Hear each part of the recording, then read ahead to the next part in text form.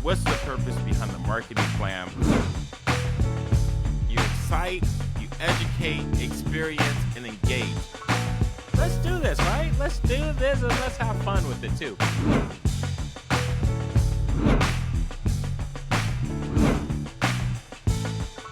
To my first-time listeners, thank you for joining the show. I appreciate you being here.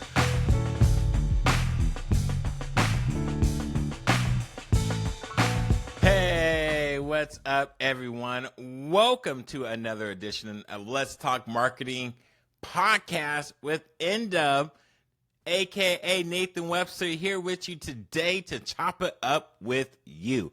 Look, I'm excited for today because I want to talk to you about something that has started pre-pandemic, but the pandemic just blew it out of proportion. But first, to my worldwide listeners, thank you for tuning into the show. I hope you enjoy it. Hope you can apply it. For my worldwide listeners, man, thank you for tuning in once again, sharing, liking, subscribing, and giving me the love to keep going because, I wouldn't do this without you, okay? All right. Let's get to it. So, as you can see, this is a quick podcast, under 10 minutes. I kind of wanted to make it 5, but I was like, no, let me make sure I kind of drill down a couple of points. So pre-pandemic, it was really hard to get people to understand that a website was important. And not just saying a website, but just saying that your digital presence was needed.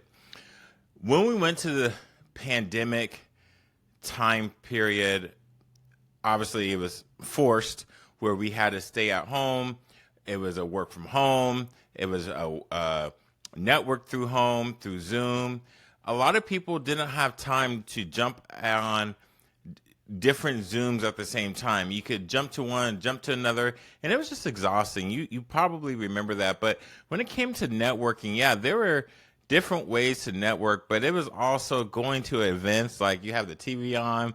You could tell people just were not engaged. And so the best branding tool for the companies that really made a significant impact and where they were able to, one, stabilize, like save themselves, but two, take their business to the next level, they had a website that they used to collect customer data. They were able to show their value proposition, especially here is where it was their products or their services, and they were able to take payment. If you're not able to do all three on your website, you're missing the boat. I don't do all three on my website. I do it on some of them, but not all of them.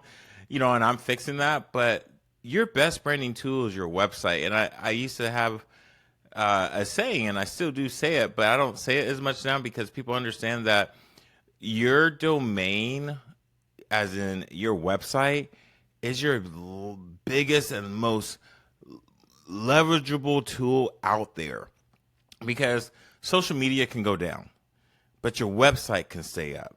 It's just how you show up on the web. And so when it comes to leveraging your website, like owning your name, owning your brand, owning what you do on the World Wide Web is such a significant impact to your business. Now, you may say, well, Nathan, I like to do things one-on-one or in person or in a group setting. Absolutely, you can. However, you can't be at every place at one time. Like, in order for you to leverage and at the end of the day, scale your business, you have to automate and duplicate yourself. And the only way you can do that is digitally. Now, here's the conversation where we get into AI. Well, AI can do this, AI can do that. It can, but it's not just there yet. We still need a coder. We would call this a compiler in the programming world, where you take this computer language and it has to go into a decoder, a compiler to make it user-friendly, call it words, 1 zeros to words, right?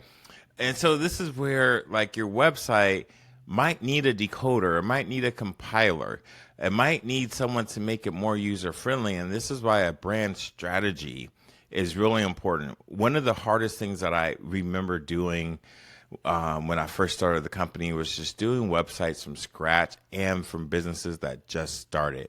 Like they didn't have a brand guidebook. They didn't have brand style guides. They didn't have branding. They didn't have a logo. We had to create that on our own, and it was extremely difficult.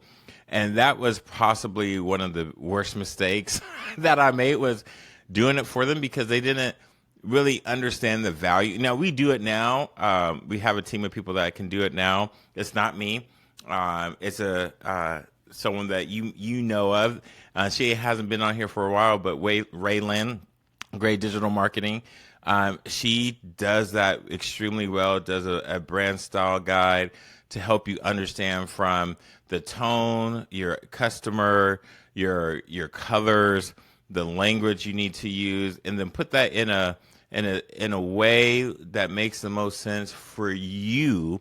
Because this is, if it's a business owner and it's a sole proprietor, you want to come across the web feeling like, you got this, right?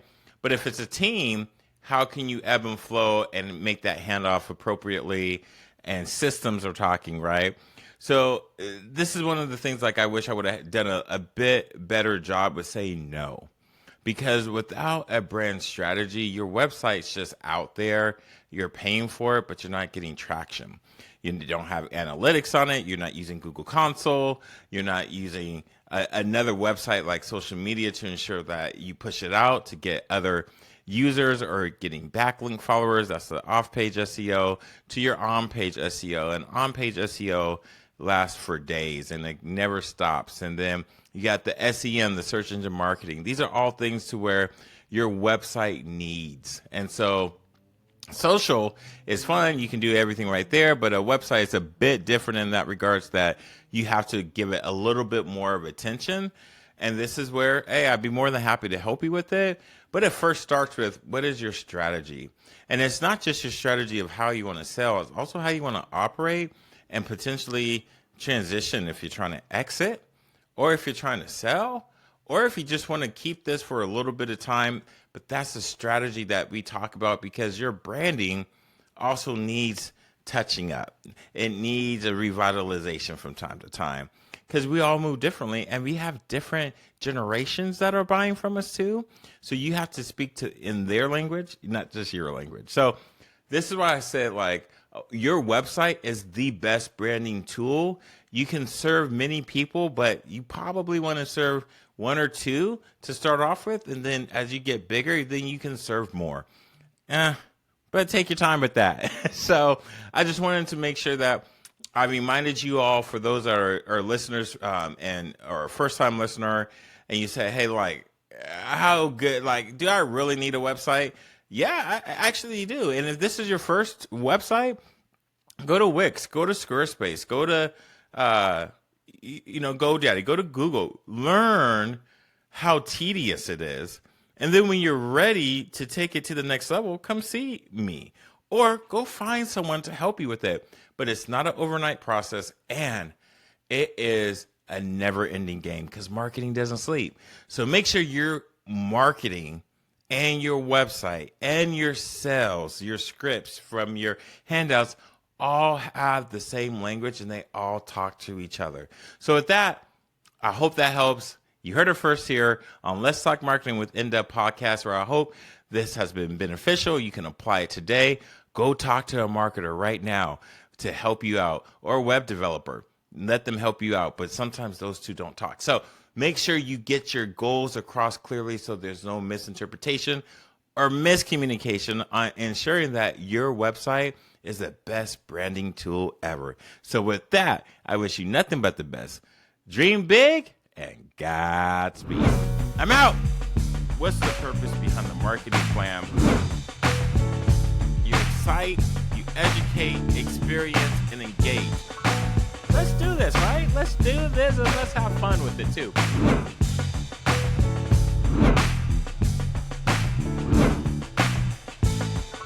To my first-time listeners, thank you for joining the show. I appreciate you being here.